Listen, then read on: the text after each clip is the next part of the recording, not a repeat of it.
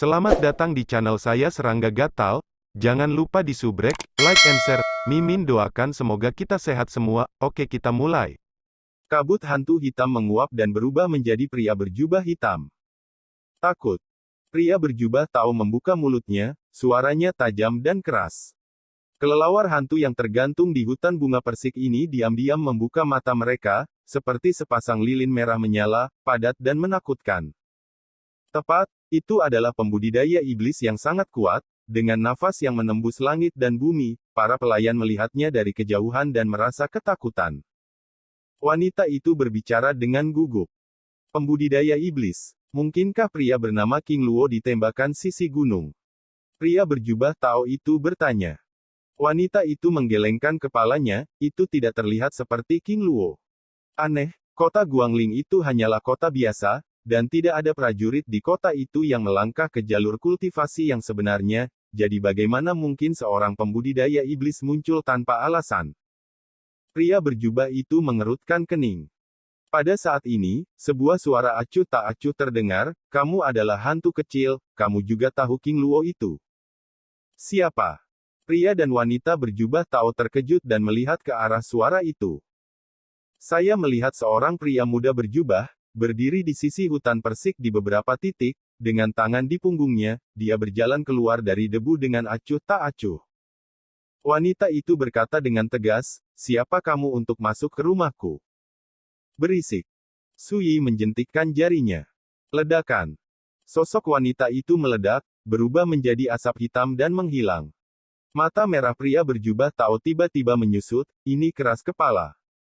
Memikirkan hal ini, dia mengangkat tangannya dan mengepalkan tinjunya, menundukkan kepalanya dan menundukkan kepalanya. Jika Anda mengatakan kembali kepada sesama Taois, King Luo dan saya baru saja saling kenal untuk sementara waktu, sehingga dapat dianggap sedikit persahabatan.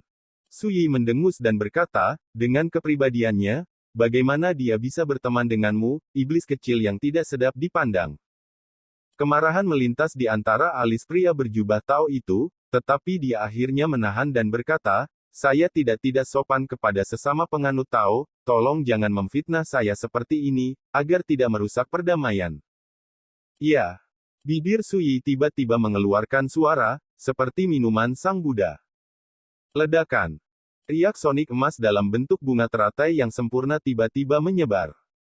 Kemanapun mereka lewat, kelelawar hantu yang tergantung di hutan persik tidak punya waktu untuk bereaksi, dan tubuh mereka meledak. Pria berjubah Tao itu menegang, pakaiannya basah oleh keringat dingin, dan dia ngeri. Dia benar-benar ketakutan dengan adegan ini. Tapi sekarang, mereka dibombardir dengan sinar suara Dao dalam satu gerakan. Apakah kamu pikir itu hal yang buruk sekarang? Sui bertanya. Pria berjubah Tao memiliki ekspresi yang berfluktuasi, memaksakan senyum kaku, dan membungkuk dalam-dalam. Sebelumnya, seorang pria kecil dengan mata dan ketidaktahuan tentang dewa ada di depannya, dan dia berharap senior akan menebus kesalahannya. Jadi pengecut. Sui tertegun sejenak, dan dia tidak bisa menahan amarahnya, dan berkata, aku akan memintamu untuk menjawab. Iya. Pria berjubah Tao itu mengangguk cepat, Dingzi kecil tidak punya apa-apa untuk dikatakan.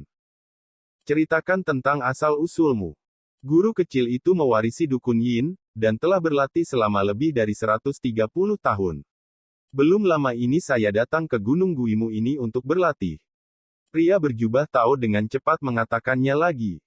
Sui sangat bosan dan bertanya, bagaimana kamu dan King Luo saling mengenal? Pria berjubah Tao menunjukkan warna pahit dan berkata, jangan sembunyikan dari depan.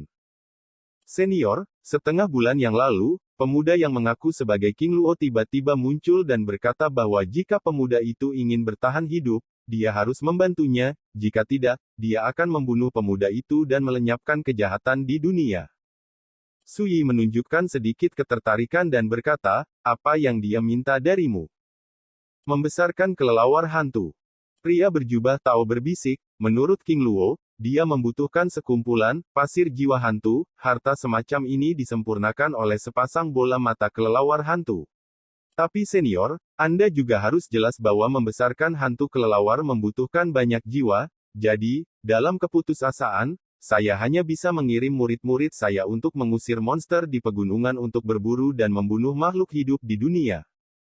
Sui berkata sambil berpikir, apakah kamu menyalahkan King Luo dan mendorongku untuk mengganggunya? Pria berjubah tahu gemetar, dan dengan cepat berkata, Xiao Duan tidak memiliki pemikiran seperti itu. Sui tersenyum dan berkata, apakah kamu memikirkannya atau tidak, kali ini kamu akan mati. Pria berjubah tahu itu tinggal sebentar, lalu berbalik dan melarikan diri. Ledakan. Dia berubah menjadi api hitam dan terbang ke kejauhan. Mangsa. Sui berkata pada dirinya sendiri. Saat berikutnya, sosok Sui menerobos udara. Di atas gerbang kota Guangling. Ketika Sui kembali, tidak hanya Yuan Hang dan yang lainnya yang menunggu, tetapi Fusan, Ni Beihu, Ni Teng dan yang lainnya juga menunggu di sana dan tidak pernah pergi. Tuan kota Fusan berkata bahwa dia ingin mengadakan perjamuan untuk kita, bagaimana menurutmu? Yuan Hang melangkah maju untuk bertanya. Sui menggelengkan kepalanya dan menolak, tidak perlu. Ketika berbicara, dia memandang Wen Changjing dan berkata, di mana orang tua Ling Sui? Sui mengerutkan kening dan berkata, kenapa? Wen Changjing menggelengkan kepalanya dan berkata, hanya saja pasangan itu diundang ke kota Yujing sebagai tamu. Saya tidak tahu detailnya. Menghadapi Sui, penguasa keluarga sastra itu pemalu dan khawatir. Ini tidak sama seperti sebelumnya. Setelah hening sejenak, Sui memandang Ni Teng dan berkata, Guimu Ridge di luar kota adalah tempat di mana energi spiritual berkumpul, dan itu akan menjadi gunung yang terkenal di masa depan, dan Anda dapat pergi ke sana di masa depan untuk praktek. Ni Teng dengan hormat berkata, terima kasih, Tuan Su atas bimbingan Anda. Sui mengangguk dan berbalik, ayo pergi ke Jade Capital City. Baginya, kota Guangling tidak ada yang ketinggalan. Kali ini saya mengunjungi kembali tempat lama, lebih untuk menyelesaikan Taoisme saya. Namun, ketika dia mengetahui bahwa Wen Changtai dan Qin King dibawa ke ibu kota Giok oleh kekuatan keluarga kerajaan Zhou Agung, Sui tiba-tiba menyadari ketidaknormalan itu. Baru-baru ini, ada desas-desus di seluruh dunia bahwa keluarga kerajaan Dazu dan Sekte Pedang Qianlong telah menyerah ke pengadilan penjara surgawi. Dan pengadilan iblis penjara surgawi terkait dengan Chu Xiu, yang membuat Sui harus meragukan bahwa Wen Changtai dan Qin King tampaknya telah dibawa pergi oleh keluarga besar kerajaan Zhou, tetapi sebenarnya ada iblis penjara surgawi di balik layar. Pengadilan menginstruksikan. Bagaimanapun, semua orang di dunia tahu bahwa Wen Changtai dan istrinya dulunya adalah ayah mertua dan ibu mertuanya. Awalnya, Sui bisa mengabaikan masalah ini. Bagaimana Sui bisa duduk dan mengabaikannya ketika dia berpikir bahwa Wen Changtai dan istrinya adalah orang tua Wen Lingsui? 2 hari kemudian, di luar kota Giok, Sui mengangkat tangannya dan menghancurkan jimat rahasia. Tidak lama kemudian, seekor burung gereja yang mempesona menyapu langit. Sui melemparkan slip batu giok yang telah dia siapkan, dan Ji Guangke mengambil slip batu giok itu di mulutnya dan menghancurkannya. Ayo, kita pergi ke kota. Sui melangkah maju. Sui tidak asing dengan Jade Capital City. Namun, setelah kembali kali ini, Sui jelas menemukan sesuatu yang berbeda. Sebagai ibu kota kekaisaran dinasti Zhou besar, bekas ibu kota Giok makmur dan sejahtera. Tapi sekarang, kota ini memiliki suasana yang dingin dan suram, dan sulit untuk melihat pemandangan yang ramai di jalan-jalan dan gang-gang.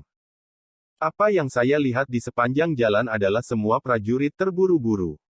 Tidak lama kemudian, Sui datang ke halaman Song Feng jauh di dalam Taofu Eli. Ini adalah benteng Paviliun Sifang, tempat Sui tinggal ketika dia kembali ke ibu kota Giok untuk membalas dendam. Ketika Sui tiba, ada seorang biarawan gemuk dan berminyak berdiri di depan Song Feng Biyuan. Itu adalah Biksu Hongji. Melalui dia, Sui mendapat banyak informasi. Tuan Muda Su, ini benar-benar kamu. Melihat Sui, Biksu Hongji datang dan berkata dengan terkejut, saya belum melihat Anda selama beberapa bulan. Saya pikir setelah putranya pergi ke Daxia, dia tidak akan pernah kembali. Sui tersenyum dan berkata, masuk dan bicara. Berbicara, dia berjalan ke halaman Song Feng, mengeluarkan kursi rotan, duduk dengan nyaman di dalamnya, dan berkata, kamu juga bisa duduk. Biksu Hongji melirik Yuan Heng dan yang lainnya, lalu tersenyum dan duduk di bangku batu di samping Su Yi, dan berkata, Tuan Muda, apa alasan untuk kembali ke ibu kota Giok kali ini? Su Yi berkata, saya ingin menanyakan beberapa informasi dari Anda. Biksu Hongji menjadi serius dan berkata, Tuan Muda, tidak apa-apa untuk berbicara. Su Yi bertanya, apakah keluarga kerajaan Dazu dan Sekte Pedang Qianlong telah menyerah kepada pengadilan iblis penjara surgawi? Biksu Hongji mengangguk dan berkata, ya, 7 hari yang lalu, sekelompok biksu dari pengadilan iblis penjara surgawi masuk ke ibu kota Giok. Itu juga pada hari yang sama ketika Zhou Zili, Kaisar dinasti Zhou saat ini, dan Master Sekte dari Sekte Pedang Qianlong. Mari kita umumkan bersama, menyerah pada pengadilan iblis penjara surgawi. Dia tampak rumit dan berkata dengan emosi, penjara surgawi dari dunia lain ini terlalu kuat, dan ada ratusan biksu yang telah menginjakkan kaki di tingkat Yuandao. Sejauh yang kami tahu, mereka memiliki 4 penatua, 9 penjaga, dan 36 diaken. Mereka hanya peran tingkat diaken, dan mereka semua memiliki basis kultivasi ranah Yuanfu. Dalam menghadapi kekuatan seperti itu, tidak ada kekuatan di wilayah Dazu ini yang merupakan lawan dari pengadilan iblis penjara surgawi. Su Yi sama sekali tidak tertarik dengan hal-hal ini. Dia bertanya langsung, apakah Anda tahu bahwa pembangkit tenaga listrik dari pengadilan iblis penjara surgawi telah mencari orang-orang yang berhubungan dengan saya untuk beberapa waktu sekarang? Mereka yang terkait dengan putranya, selama mereka memberikan petunjuk yang berharga, dapat menerima hadiah. Su Yi mendengus, ekspresinya tenang, dan berkata, kalau begitu, tahukah Anda berapa banyak orang yang mereka temukan berhubungan dengan saya sejauh ini? Biksu Hongji menggelengkan kepalanya dan berkata, ini tidak jelas, tetapi sejauh yang saya tahu, sekelompok klan dari keluarga Xiao di Baizulanling, dipimpin oleh Xiao Tiankui, dikawal ke istana kemarin. Dikatakan bahwa mereka ditangkap karena mereka berhubungan denganmu, Nak. Mendengar ini, Su Yi terdiam. Suasana di venue juga menjadi tertekan dan membosankan. Semua orang dipin dan jarum. Ayo pergi ke istana.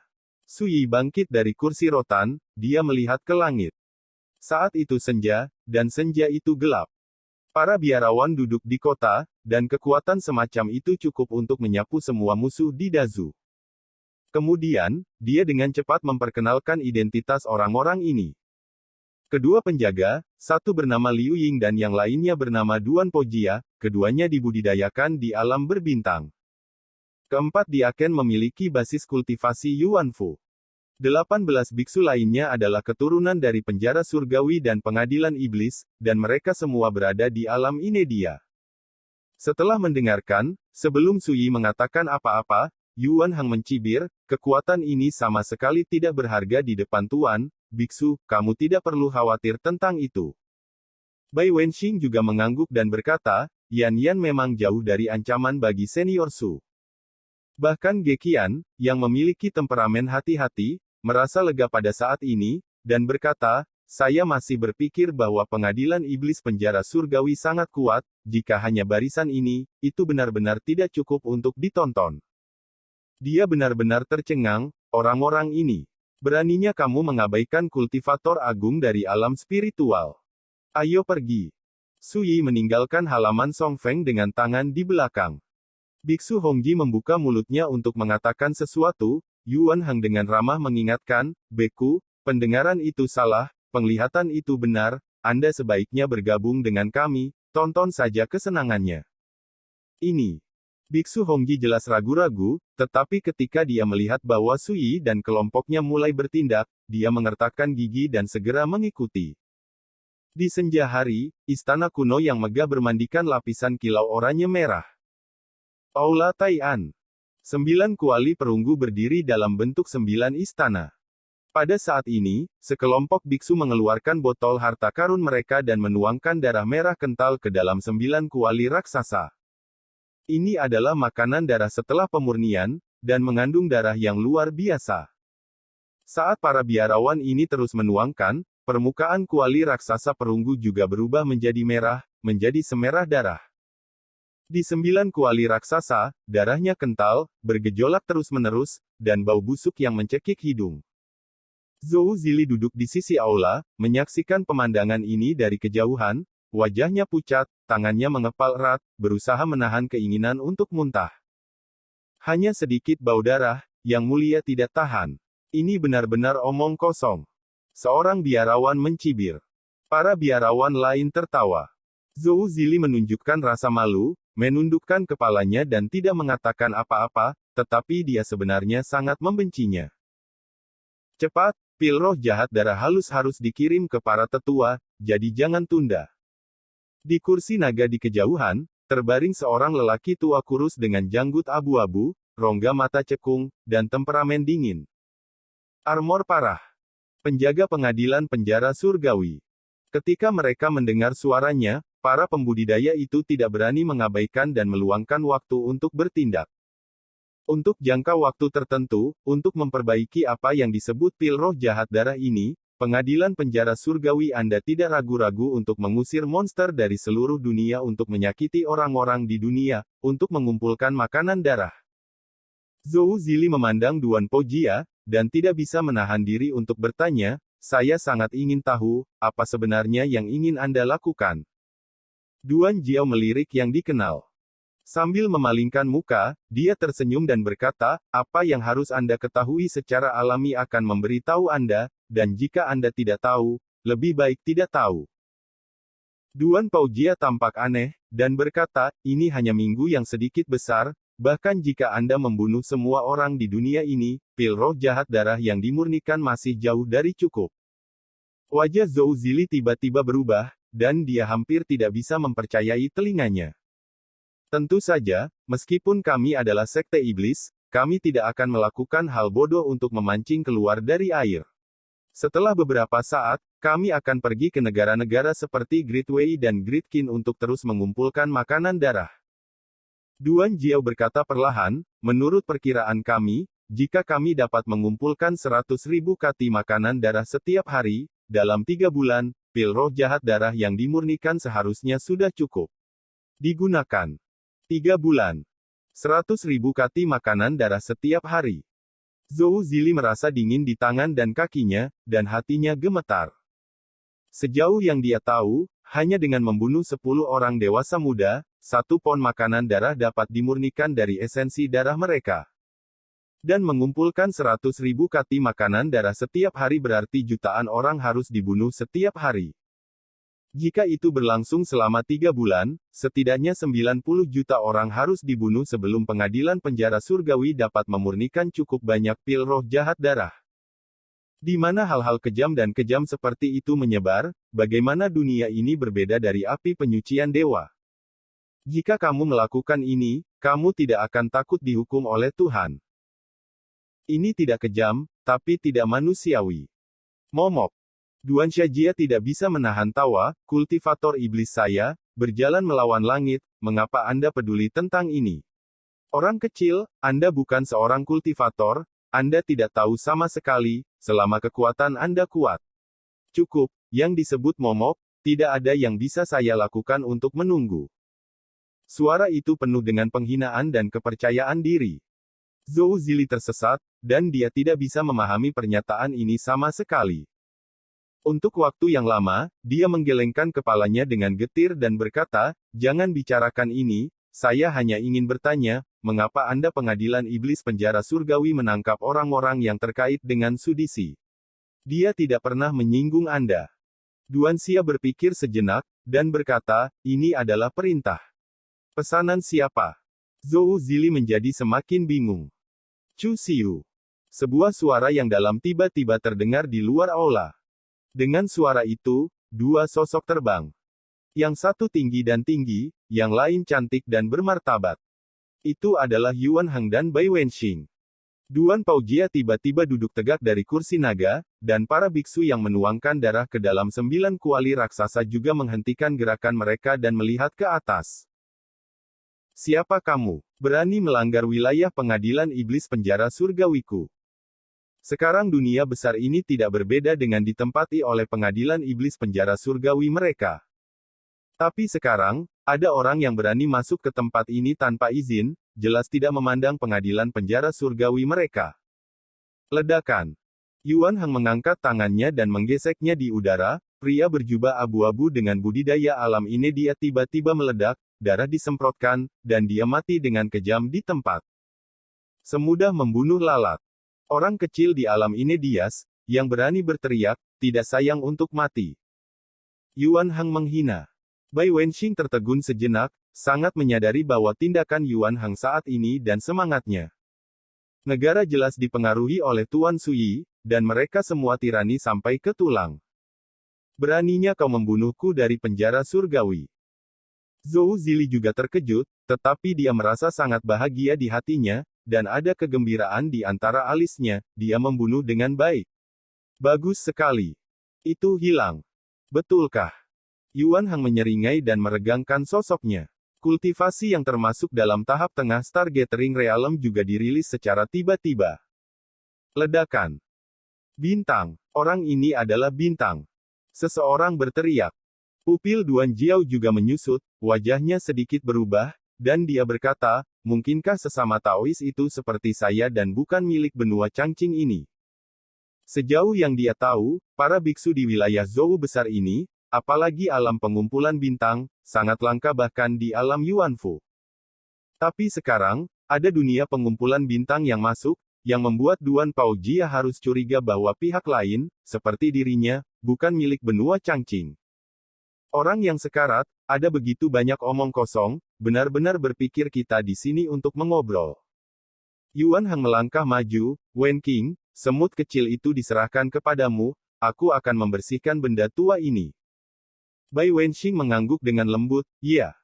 Kamu pergi dan beritahu para tetua, aku akan menghentikan mereka. Melihat ini, Duan Sajia segera berteriak. Ledakan. Ketika dia berbicara, dia menembak langsung, mengulurkan tangan dan mengeluarkan tombak dewa, yang menyalakan cahaya dewa di langit, dan menebas ke arah Yuan Hang. Zhou Zili menarik napas. Sepotong baju besi ini juga merupakan sosok pengumpul bintang, mengolah warisan jalur sihir, dan kekuatan tempurnya tirani. Ini membuat Zhou Zili berkeringat untuk Yuan Hang. Tetapi hanya dalam sekejap, Zhou Zili tercengang. Dan bekas tinju itu tetap tidak mereda, dan menghancurkan dada Dewa Duan Sajia. Ledakan. Sosok penusuk baju besi Duan terbang langsung, menghancurkan kursi naga di belakangnya, dan jatuh ke dinding. Tubuh tertanam di dalamnya, dan serpihan batu terbang. Terlihat jelas, tanda tinju yang mengejutkan cekung di dadanya, darah menyembur dari hidung dan mulutnya, dan wajahnya menjadi sepucat kertas. Satu pukulan, menggagalkan penjaga bintang dari penjara surgawi. Adegan itu langsung mengejutkan penonton. Zhou Zili sangat terkejut sehingga dagunya hampir jatuh, siapa orang ini, dan kekuatan tempurnya terlalu mendominasi dan menakutkan. Para beku yang berencana melarikan diri dari aula utama untuk mencari bantuan juga ketakutan, kulit kepala mereka mati rasa, dan hati mereka terbelah. Bukannya mereka tidak ingin melarikan diri, tetapi baju besi Duan dikalahkan terlalu cepat, hanya dengan satu pukulan, mereka terluka parah, membuat mereka tidak punya kesempatan untuk melarikan diri. Pada saat ini, Bai Wenxing, yang menjaga di depan aula utama, menembak. Dia mengangkat tangannya yang seperti batu giok dan bergoyang dalam kehampaan. Tidak ada yang bertahan. Ini adalah penghancuran kekuatan mutlak, dan itu tidak berbeda dengan menghancurkan semut. Rasi bintang lain. Duan armor lamban di sana, hilang semangat, seperti selir yang berkabung. Selain kaget, Zhou Zili tidak bisa menahan kegembiraan. Sekian dulu update-annya, tunggu lanjutannya di channel saya Serangga Gatal, di subscribe ya guys. Terima kasih.